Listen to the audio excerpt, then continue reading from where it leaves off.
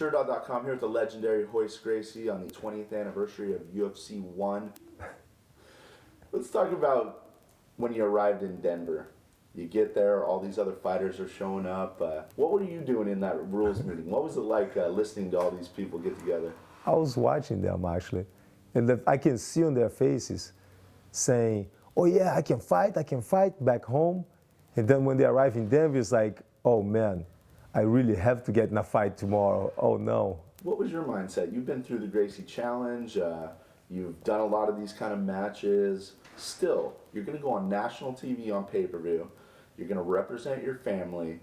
If you lose, that's crazy. I don't think anyone expects it. Your family's got a lot riding on you.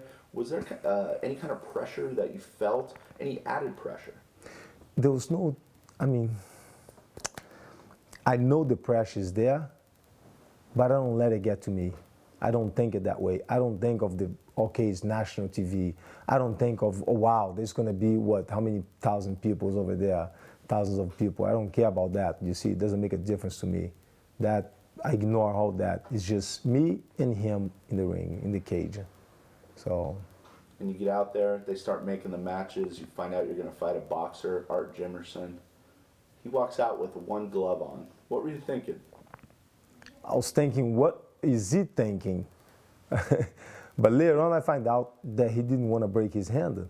He was going to jab, keep me away the whole time. A punch with a glove or without the glove wouldn't make a difference. The glove is actually there to protect the fighter's hand, not the fighter's face. So it wouldn't make a difference. It's like, I cannot take a punch. The way I was thinking is, man, he put that cast in the glove, he's going to hit really hard. So he's going to commit to that punch. He's not going to just keep me away. He's not going to just tag me. What did you think about that fight? I mean, you see this guy wants to hurt you with a big punch. You know you're going to go out there and grapple with him. Take us through that fight. It didn't last very long. First I was timing him. I back off for a bit and see if he was going to come out me crazy. He didn't. He paced it.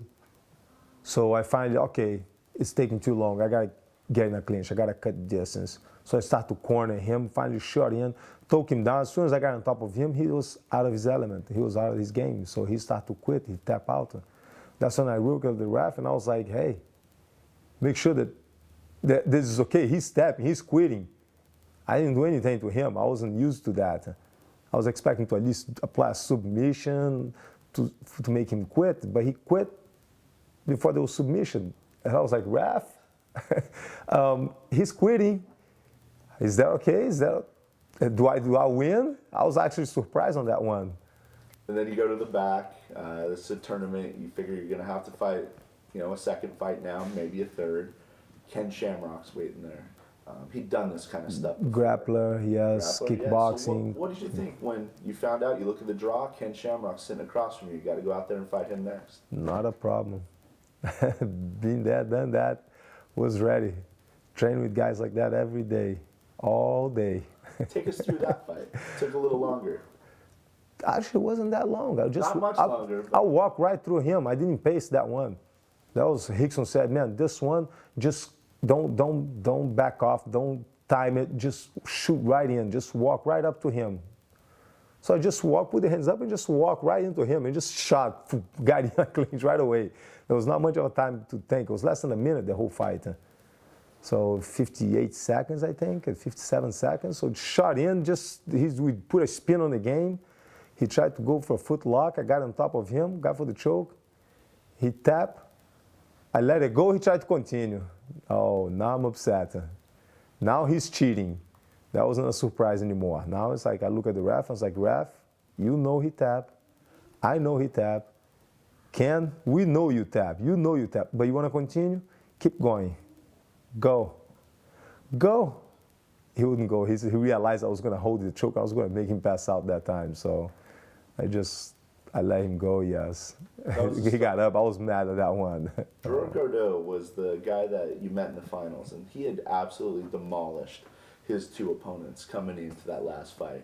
When you watched him, what did you think, and how did you kind of handicap the match you were going to have with him?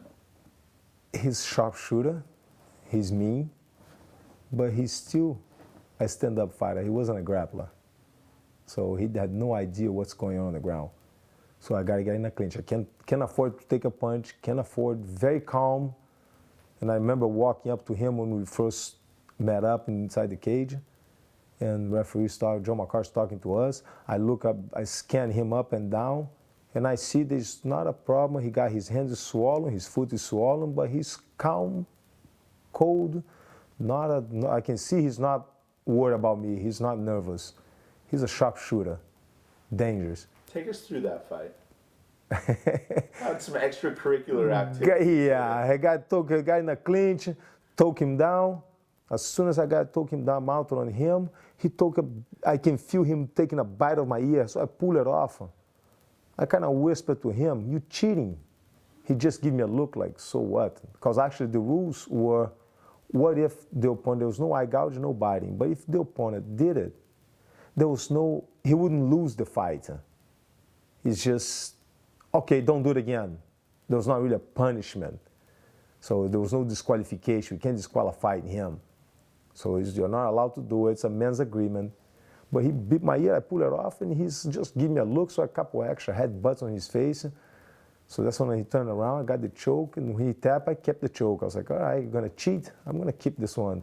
And most likely, too, because of Ken Shamrock on the previous one, that he tapped, I let go, he tried to continue. I was like, okay, this one I'm gonna keep the choke a little long, make sure that everybody knows. Do you respect him as a fighter? Yes, he's tough. He's not, I mean, a lot of fighters, when they walk in, you can see the adrenaline is running on their body, and they're nervous, and they're thinking. When I scanned him, he was like, not a problem. I got this. He was confident. He knew what he was doing. What do you think about those people who competed in the first UFC? They were champions on their style.